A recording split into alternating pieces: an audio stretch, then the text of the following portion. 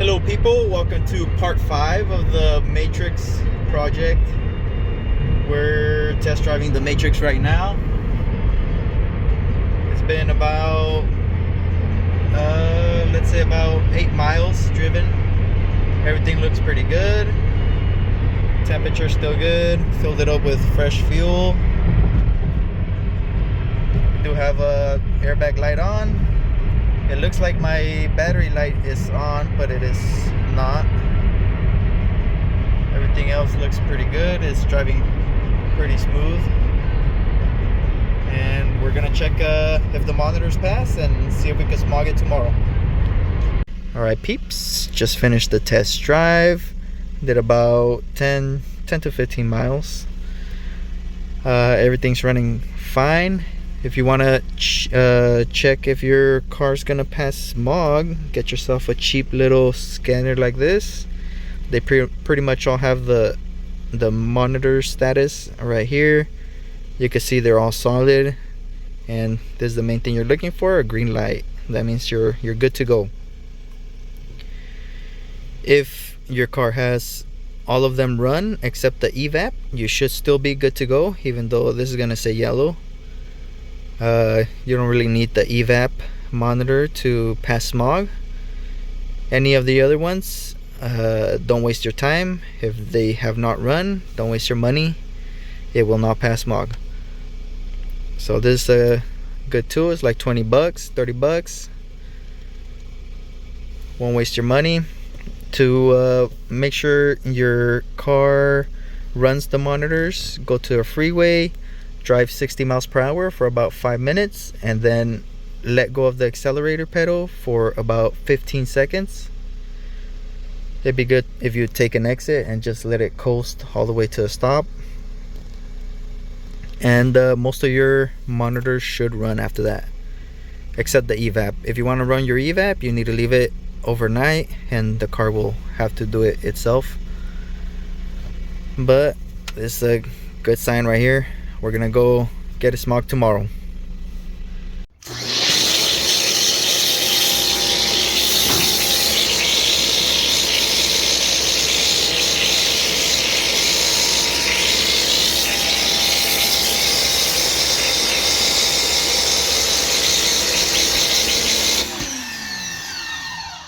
Okay, so it has been a really long time since that last clip, but I did take this to get smogged. It did pass. Took it to a DMV. It is registered now, road legal. Been driving it for a while, and it's been pretty good.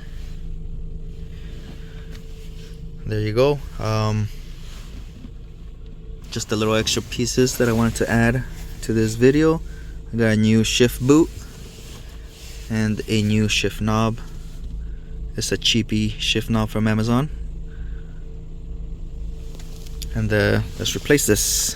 Gotta first remove the stereo, pull it up from the bottom, remove this, which you pull this off, and then take off this screw right there.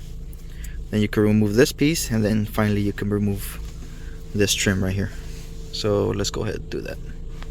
Okay, pop it out from the bottom. Just grab it from pop it out, and then just be careful with the top hooks. Okay, actually I just popped it out a little bit, just enough to take the screw out, and then you could pop this whole piece off. It's actually all one piece. It looks like you can actually remove this. It's all one piece. So let's take this shift knob out, unscrew it, and then you should be able to take it all off. Okay, there we go. It is out. Unscrew the shift knob. This thing pops right out. I'm just gonna leave it connected. So the new shift knob is a lot lighter than the old one, but we'll see how it feels. And then you could take a little tiny screwdriver and pry on this right here to get it out of these clips right here. Out of these clips.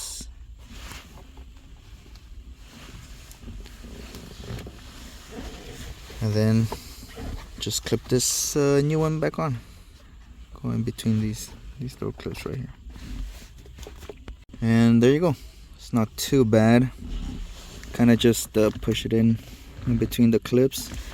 This piece does seem a little bit thicker than the original one, so it doesn't really go in all the way, but it's still held on good enough. So let's just put this back on and screw in the new shift knob. There you go. Just clip everything back on, put the screw back in, that back on, and now you can screw your new shift knob on.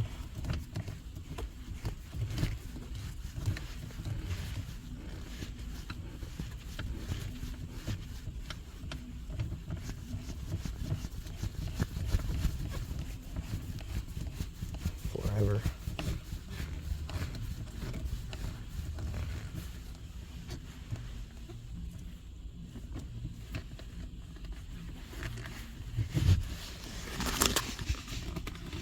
Does look a little weird, but for now it'll do. There you go. So it does look a little weird just because the new shift boot doesn't have this piece right here. Can't really take this off, but oh well. We'll see how long it lasts and then we'll fix it later. Okay, last thing I want to replace is this footrest pedal. My old one broke right here, so it doesn't clip back on. Also got this from Amazon. Looks like you just clip it straight in. Just gotta remove the old clips. Okay, the clips came off really easy. Just unscrew them, cleaned it up a little bit where the pedal's gonna go, and then you should be able to just press it in.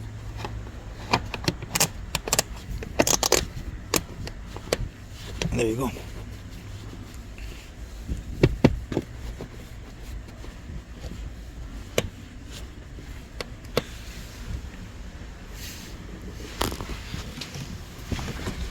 Alright, thanks for watching.